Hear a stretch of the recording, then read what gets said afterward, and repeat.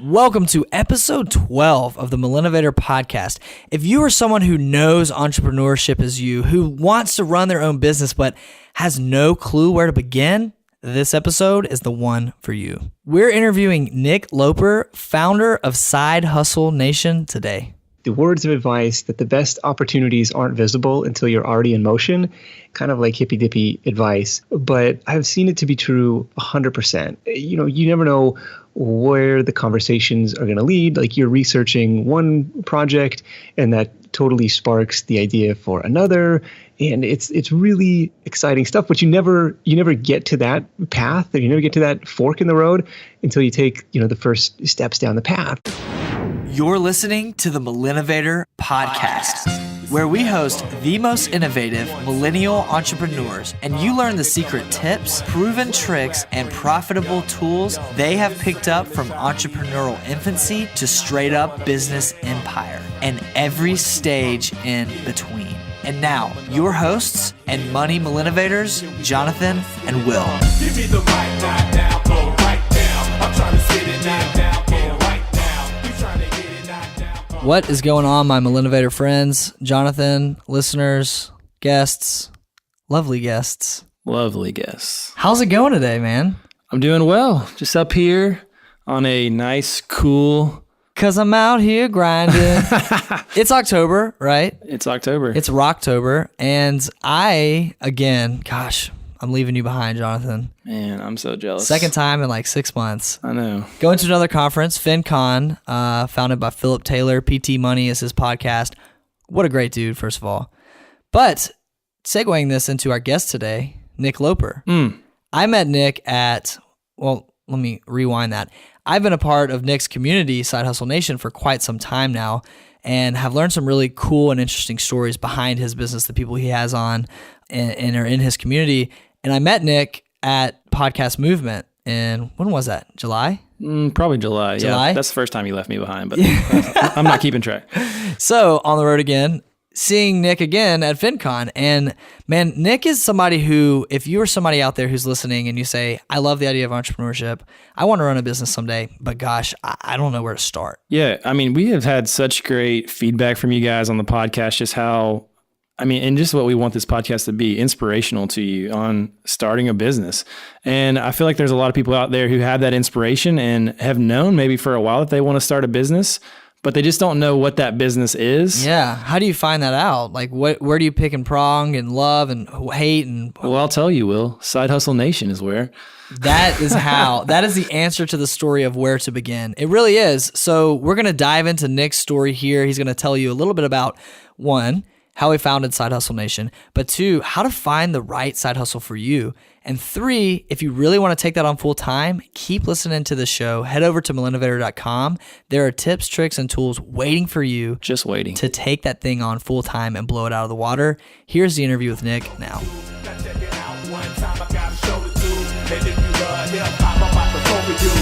All right, we are on the line with Nick Loper of Side Hustle Nation. All you side hustlers out there know exactly what I'm talking about when I refer to side hustle. Nick, how you doing? Thanks for being on the call today. What's going on, Will? Thanks for having me, man. Man, I can't explain to you how pumped I am to have, one, met you, because I knew you long before I met you at Podcast Movement. I've been known about Side Hustle Nation for quite some time. But really? Two, to have you on the show. I may have or I may not have. I was kind of humbled when I met you. I tried to keep it cool, you know? He was stoked, though, because he told me all about it. And here we are again, chatting here with you, myself, and Jonathan. And I'll actually likely be seeing you at FinCon in a few weeks. Is that right? We're coming down to Dallas at the end of the month. Sweet. Nice. And where are you located, Nick? California. So I'm about 45 minutes east of San Francisco, kind of out in the Bay Area suburbs. You are the master when it comes to side hustles, and I want to hear about it. So Side Hustle Nation is kind of the blog, podcast community for people trying to build extra income streams, people trying to make money outside of a day job, who try and focus more on the business building side, the entrepreneurial side of things, versus the I don't know, like do surveys in your spare time, that sort of thing. Just because you're trying to build something that is a little bit more sustainable, a little bit more scalable, they have a little bit more control over. I'm open to anything. I met a guy doing 10 grand a month, like flipping sneakers. We've met people making money, like teaching people how to bake sourdough bread. It really runs the gamut, and that's part of the fun in hosting the show for me. That is hilarious because the same person that Will was just referring to, he actually started off flipping laptops. It seems a lot of people get their foothold flipping stuff. Well, there's something to it because it's like you can start with whatever capital you're comfortable investing. There's a ton of marketplaces to go to town with this stuff. Like I met a dude doing laptop flipping on eBay. Like he'd acquire the inventory locally in Atlanta, actually built up a crazy network of suppliers. I met a dude making a full-time living just buying and selling stuff on Craigslist. I met another dude in Florida who called himself the flea market flipper, and now he makes a full-time living just buying and selling random stuff. Like it can definitely be done if you have kind of a nose for a deal and are willing to put in the time and effort to finding buyers and sellers. So Nick, I would like to speak on the sourdough bread. My grandmother makes incredible sourdough bread, but I won't. I want to ask you, did this Side Hustle Nation, did this start as a side hustle for you? Like, how did you come to found and create this community? It did. It started as a side project to me while I was already a full-time entrepreneur, if that counts.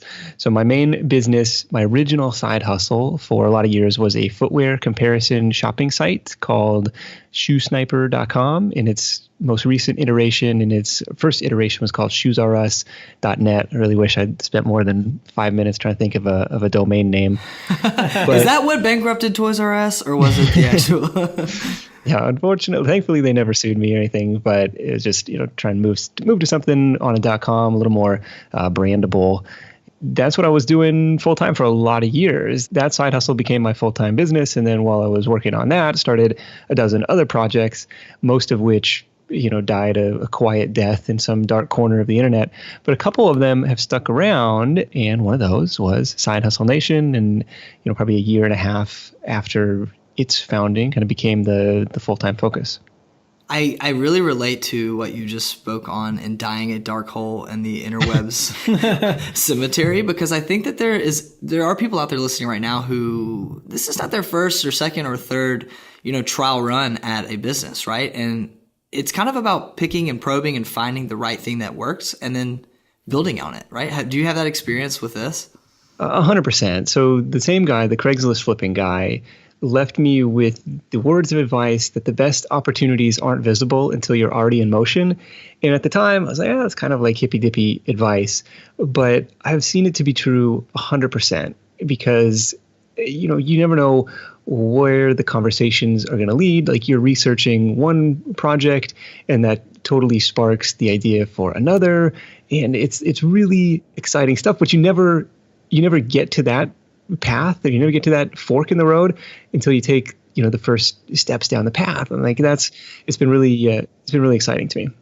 Yeah, I was gonna say you just gotta have some skin in the game, right? Like get it started. And I will speak on behalf, like a flaw of mine, a major flaw of mine, and I feel like all entrepreneurs can relate to this. You tell me if you can, Nick, but like probing around is such a hobby for me. Like I'm like, this is such a brilliant idea. Why don't we try this? Oh, well, hold on. We should try this too if that's going to work, right? I'm guilty of that in a pretty bad way. So like every time I hang up a podcast interview with somebody, if I hang up the call being like, dang, that was really cool. Like I could definitely do that. I should definitely test that out. Like that's how I know it was a good episode. And it's challenging to maintain the discipline to like, okay, focus, I know. Eyes on the prize, it's like, all that kind of thing. It's like entrepreneurial rehab. Hi, I'm Will. I have a problem with wanting to start businesses. Well, hey, yeah. Nick, I did have a general question for you real quick before we jump into kind of the story of Side Hustle Nation. And this is just a question we like to ask every once in a while because it's so unique to every entrepreneur. But what are your top loves and hates of being a full-time entrepreneur? It just seems like a interesting question. We get such great answers. So I wanted to ask you specifically about that.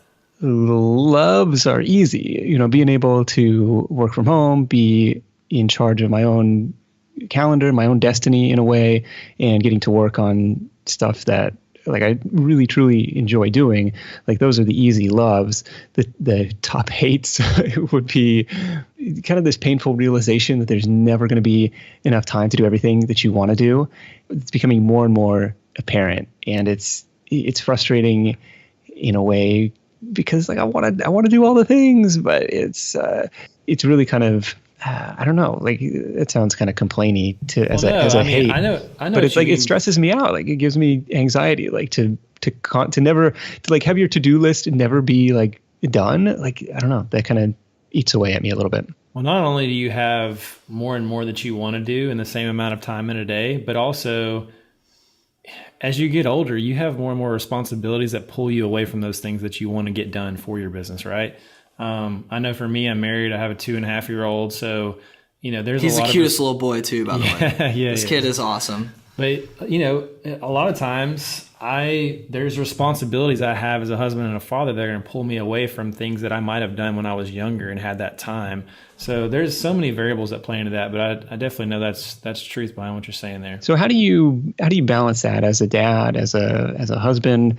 What have you found effective to either gauge like, okay, this is a project that I'm going to invest some time in, this is something I'm going to tackle, or even just, on a daily or weekly basis, like how do you carve out, entrepreneurship time or hustle time? Yeah. And that, Nick, to be perfectly honest with you, that's something that I'm still trying to figure out now. I mean, that's definitely an ongoing. For me, it just starts with trying to create great habits. And I'm just being an open book right here. I'm not the best at creating those habits. I actually sat down earlier today and tried to put together a block schedule of some of the things that I need to do on a daily basis. Mm-hmm. Just because, there's organization there. And if you have the right personality type, that can be a great tool. But for me, with my family, I'm not going to sacrifice time with them for something else. But at the same time, there comes time where you have to really work on projects that you believe are going to provide for your family. So It's kind of, it's kind of a catch-22 there. So you just have to really just trust in what you're doing and put your all into it as much as you can. Unfortunately, there's really no go-to answer there. I just try to do the best I can and create great habits. Sounds good. You mentioned there being 1,000 things going on, and I couldn't agree with that more. There's never a right time to take on a side hustle full time, like to leave a job behind, to take this thing on, the full entrepreneurial role. There's never, it's kind of like getting a puppy. Like there's never like and I told my fiance this when she got her dog a year ago. She was explaining to me her situation. She said, I just don't know if right now is the right time. And I'm like, well, when is the right time to get a 6-week-old dog? Yeah.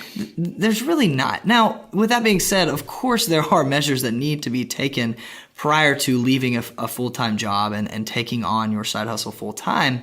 But you did that, right? Like you had your hand in a few different hats. Can you talk about like long before you were a full-time entrepreneur, like what was that step that got you there? Or what made you feel comfortable with taking that leap? Yeah, there are a couple factors at play here, and you're right. The timing is never going to be perfect. I think that's something that Tim Ferriss tries to hit home in the 4-Hour Workweek. He's like, look, the timing is never going to be right. At a certain point, you're just going to have to make a leap and make it happen. So for me, I wanted to see, and I forget what I was trying to hit. Like I wanted to see a track record of revenue that was either going to cover my expenses for 6 or 12 months, 6 or 12 months worth of earning history, right? To say, okay, I'm making enough to cover my expenses, for this period of time. I don't think I had replaced my full day job salary at that point. I was making like $50,000 a year working corporate. Mm-hmm. And so I don't know that the side business was to that level when I leapt, but I could also see, and so, scenario number 2 is, okay, given an extra 40, 50 hours a week to devote to it, I'm pretty confident I can get there within, a couple months. And if you're already at that baseline, like, hey, I'm covering my expenses level, then you don't really have a ton to worry about. It's like a lot of people, well, I need to replace my income. It's like, well, hopefully you're living below your means. Like, do you really need to replace your income right out of the gate? Or do you just need to, make sure you're covered in terms of your expenses? Right. Well, and I actually met with a girl, and that's excluding the happiness and the passion that comes with doing what you love, right? I met with somebody this morning. As funny as that, just this morning we had grabbed coffee, and she has got 1,000 things going on. She works like 4 different part-time jobs, but what she loves doing is hair for brides on wedding day. Like she loves it. She's been featured and picked up by some really reputable names down here in the South. Southern Living is a huge name. She actually won a contest, like a hair braiding contest, was flown to New York and got to meet like some really reputable folks in that realm. And I'm not even going to try to speak on the hair braiding and hairstyle realm because that's not my jam. But she is so happy when she's doing that. And I asked her, what's holding you back from taking that leap and doing it? And she was like, well, one is the finance side, right? Like I don't necessarily have the capital, but two is I don't know what I'm doing in business. And there are a lot of people who don't necessarily know the business side of things. Can you kind of like, what are some good places for people to learn that? Trial by fire, man. It's like nobody really knows what they're doing. Yeah, I think that's probably the dark truth of the internet is it's all just people putting stuff out there without knowing what's going to work and what's going to not work. I don't know. I mean, you can, if you have a ton of capital to blow, you can absolutely hire somebody every step of the way.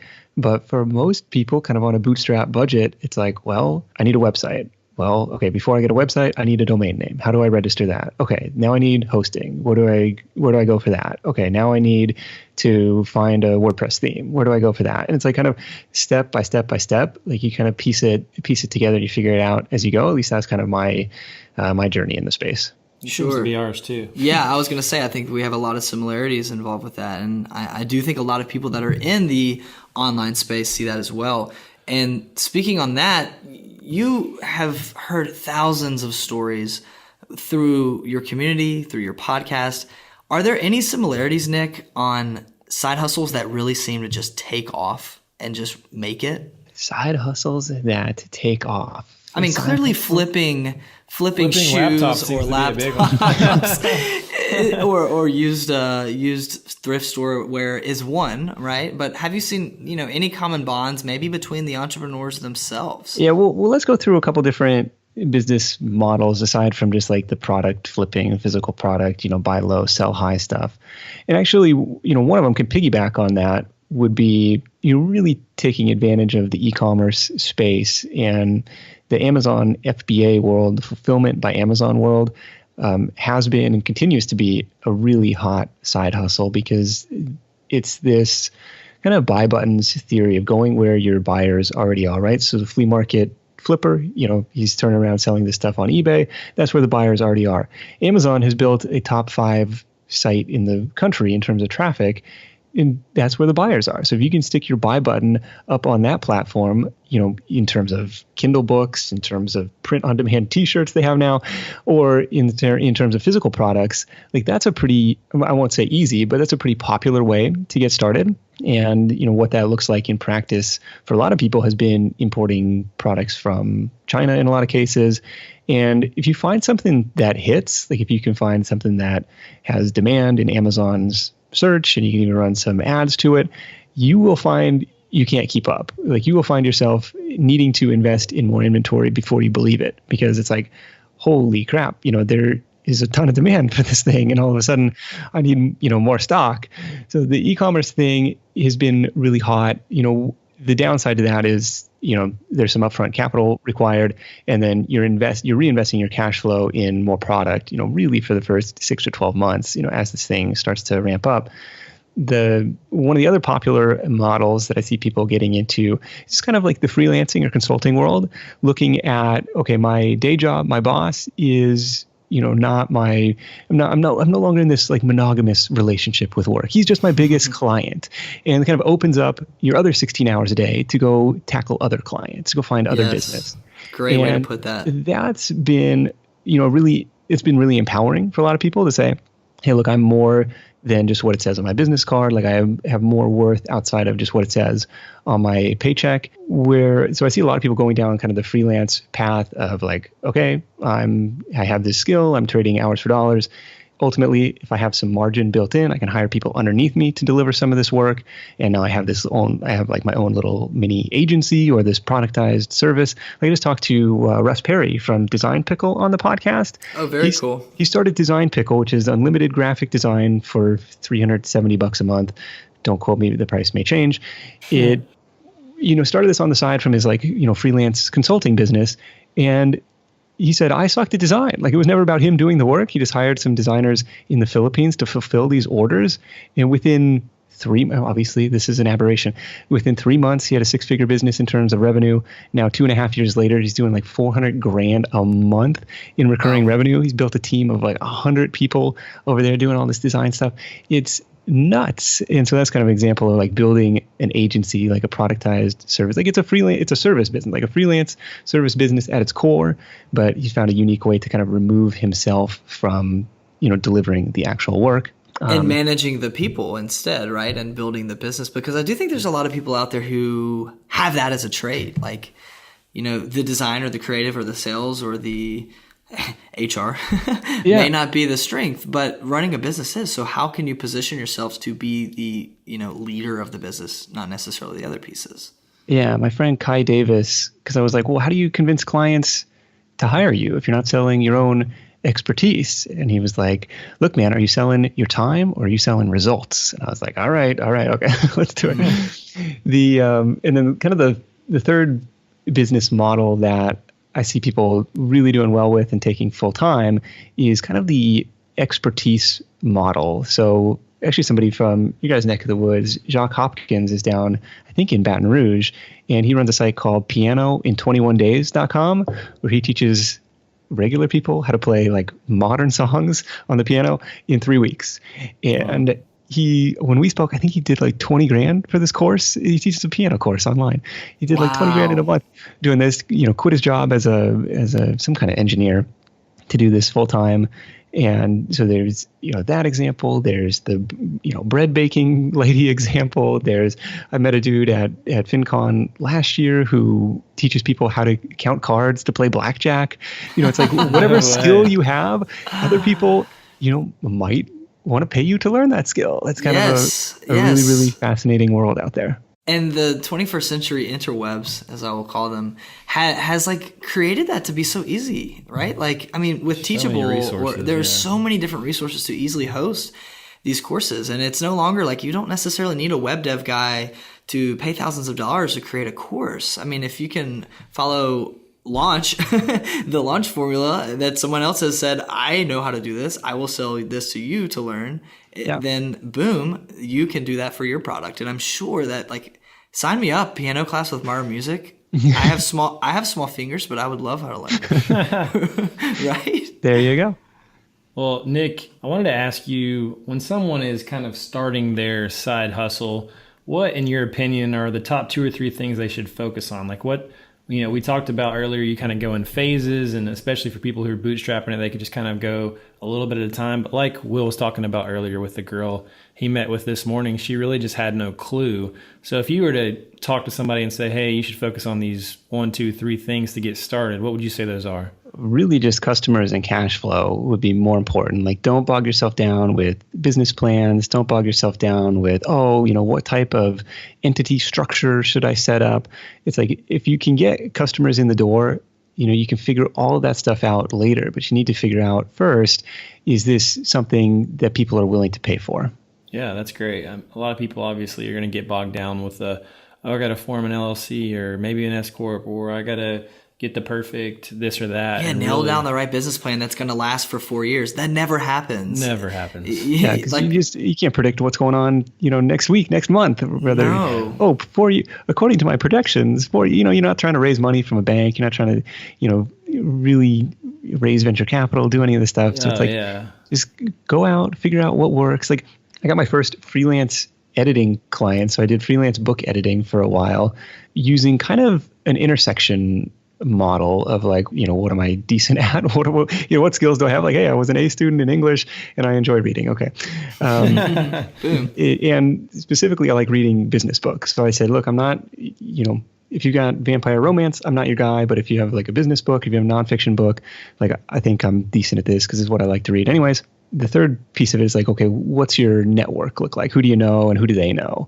And I kind of, had networked, I'd written a couple books of my own at that time. So had found a home for myself in different Facebook groups for authors and kind of had established a little bit of authority in there, and actually got my first customers through Fiverr. I said, I'll proofread your nonfiction book on Fiverr. And it was like $5 for 500 words or something. So it was like, ended up being some really, really big average order values. And it was a ton of fun. Like I read some really interesting books through that little side hustle. So you would say, it sounds to me like a great way to kind of formulate your niche is to find your skill sets and find what you love doing and look at your personal network and how they could formulate with that. Yeah, I think if you can kind of marry those two things with your network, and then, who do you know? Because it's like, it's hard to say, well, I'm a web developer, or, I have this skill, and then like just looking out into the world and trying to figure out like, well, who do I talk to about this? Like if you can define who the customer is, it'll be easier to start a conversation with them. And plus, it'll be easier for people to recommend you. So another guy I talked to in kind of the authority business space created he runs, he's like an executive director for like a homeless shelter in Chicago or in Illinois. And his product that he created was a training course for librarians, how to deal with homeless people in your library with compassion and treat them like humans and stuff like that. That's great though. And so he was able to hire a VA to go out and do cold email to like, hey, build me a database of every library in the country. They'll give away a copy of the course for free, and then say, if you think this training is valuable, like we sell it on like a licensed basis. How many employees do you have? Do you want small, medium, or large? Do you have 20 employees at your library? Do you have 100 employees at your library? And it's, he's going off to the races with that thing. So I'm trying to figure out who the audience is. Another example is, people in Facebook groups, asking, hanging out in different communities where your target customers like also hang out. You probably met Grayson through the FinCon community, Grayson Bell or Steve Stewart, right? Both good examples of this. Yes, where they're, Grayson for kind of, website troubleshooting, tech help, and Steve in the podcast editing realm. Anytime there's a question related to their area of expertise, they're in there, they're chiming in, they're like establishing themselves as experts. And so when it comes time to recommend somebody in that group, like people can't tag them fast enough in these threads. They're just like, oh, who should I talk to about Oh, you got to talk to Steve. Oh, what's going on with my website? Grayson, fix this for me. It's just because they've established that authority. Like they no longer have to pitch clients. Like they are, they've established that, and the client's going to come to them. So a couple ways to go about it. You're so right. It's not even that they were the first person at the party, but they threw the party, right? Like those two guys were the founders of those groups. And if you're listening and you're like, oh my gosh, that's so overwhelming. How can I found because I'm actually in both of Steve's groups and posted in there today. That's so funny you say that, Nick, about GarageBand disaster I had and got great help. But again, like if you're listening and you're thinking, well, I can't formulate this group of 7,000 members overnight. Be active in the groups that you're in. Join some really great groups and chime in when people search the search box for question or need answer or ISO and comment. That's such an easy way to help other people and provide value in what you do. That's a great starting ground. Wouldn't you agree? Yeah, I really like that hack. Just using the search bar. Somebody shared this with me on the podcast. Yeah, I just like use the Facebook group search for words like help or question and just like try to see what people are asking for help with. If I can help them out, great. If not, okay, move on to the next one. Right. Like, dude, that's genius. It is. It's so simple, but you have to get creative with your, client acquisition or partnerships. And I would challenge everybody listening to this to just think creatively. There are very simple things like that Facebook hack that you can do. Nothing good comes overnight, and nothing good comes by following what everyone else is doing necessarily. Nick, I want to ask you to wrap up. You obviously have a pretty big community and following. Where can our community find you if they haven't already? And just tell us a little bit about where they can find you and your website and all that kind of stuff. You bet. So the best place to find me is sidehustlenation.com. That's the home base. If you hit sidehustlenation.com/ideas, you'll have a constantly updated laundry list of part-time business ideas that you can start today. And of course, we'd love to have you tune in to the Side Hustle Show podcast every Thursday morning, new part-time business ideas straight to your earbuds. Love it. Straight to the earbuds. We've got those plugged in. Nick, thank you so much for being here, man. Thanks so much. We can't appreciate you enough, and I will see you in a few weeks, my friend. All right, we'll see you soon.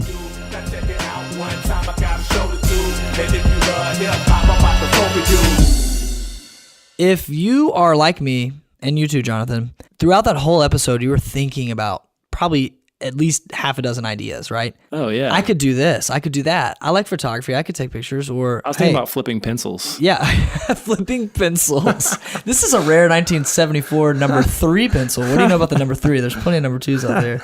But how many different ideas? And even working through Amazon, buying stuff at a thrift store, or he mentioned at a flea market. Like, there's so many different ways to make decent money out there. Scaling it is another beast, and that's why we're here for you. That's why we have founded Millennovator. That's why we do what we do, is for you to scale your side hustle and take it on full time. But follow those tricks that Nick just told you. Nick just laid out a process, Jonathan, to find a niche and to find something that you love to do. And what good is a process if you don't follow it? There is no good to even listen to this show if you're not going to follow what we're telling you. That's why you think we just launched this for no reason. No, we didn't. Generosity. We love you. We love you listening. And we want you to review us if you love listening to us. I say it in every outro. But we need more reviews. We love reviews. We love to hear from you. In fact, 2 weeks ago, I got a few emails in my inbox that were critiquing the show. I love that. We loved it. Yeah, it was great. In fact, I have a blog that I'm about to put on millennovator.com/blog. Check it out. It's all about accepting constructive criticism. I want to hear what you hate about the show. I also want to hear about what you love about the show. For those of you that have emailed me, nobody's emailed me hate letters. Don't get me wrong on that. Yeah. But they've said, hey, we'd like to hear segments. We'd like to hear this. They're just giving us the truth and love, man. Here's the love behind this all. On the next episode, we are introducing a brand new segment. So excited. A whole new segment that not only involves Jonathan and I, but it involves you as a listener. Like, literally, you as a listener can be on our show any given week. You can be featured on the show. Without driving to our office, without hopping on Skype even. That's how easy we've made this. So look out for that new segment next episode, and continue to email us our feedback. Send it to millennovator@gmail.com. If we don't have that email address and you're listening to the show 12, 16, 18, 24 months from now, everything will be redirected. Yeah, somewhere. Any final words, Jonathan, dude? Y'all just get out there and get after it. Like I said, Nick laid out this process, and I think it's so critical, especially as we've seen in past episodes, just choosing the right niche and the right business for you. Just really taking what your strengths are and focusing on that and really getting after it. So get out there. And if you're somebody who wants to read what you just listened to, if you want to really digest 2 different ways, go over to millennovator.com/ep012. That stands for episode 12. millennovator.com/ep012 for all the show notes, all the links, some really cool links on there to Nick's website, which is sidehustlenation.com. Yeah, check it out. Go in there, dive into it. Jonathan, I am going to Dallas very shortly. Jealous. I can't wait to give our listeners some feedback on what we got at FinCon with PT. Check out PT's show, by the way, PT Money. We will see you next episode. Bye. Thanks for tuning in. Don't forget to call your mother and tell that woman that you love her.